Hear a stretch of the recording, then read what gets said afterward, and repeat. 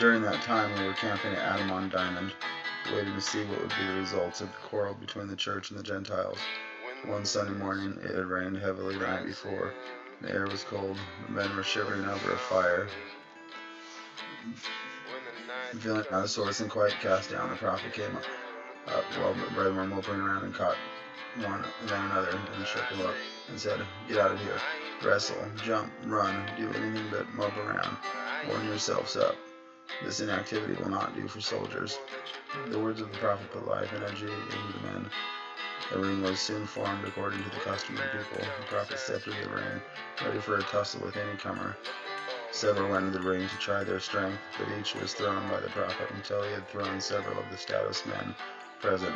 Then he stepped out of the ring and took a man by the arm and led him into his place. And it so continued. The men who were thrown retiring in favor of a successful one. A man would keep the ring so long as he threw his adversary. The style of wrestling varied with the desires of the parties. The Eastern men, or the Yankees, used the square hold, or collar and elbow. Those were from the Middle States, side hold, and Southern and Western men used breeches hold, an old Indian hug, or back hold. If a man was hurt, he stood without murmur. It was considered cowardly and childish to whine when thrown or hurt in the fall. While the sport was at its height, Sidney Rigdon, the mouthpiece of the prophet, rushed into the ring, sword in hand, said he would not suffer the lot of men to break the Sabbath and the day in that manner. For a moment all were silent. Then one of the brethren, with more presence of mind than others, said to the prophet, "Brother Joseph, we want you to clear us for blame. For we formed the ring by your request. You told us to wrestle. Now Brother Rigdon is bringing us to account for it."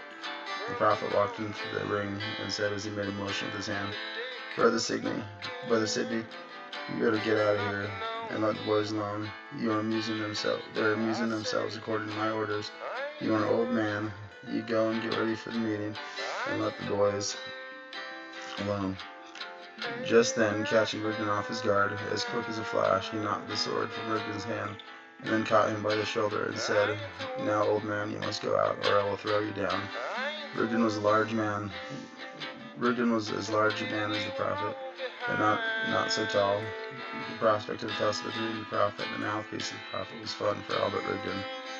He backed down like a crawfish, but the resistance was useless. The prophet dragged him to the ring, bareheaded, and tore Rigdon's fine pulpit coat from collar to waist, and then turned to the men and said, "Go in, boys, have your fun.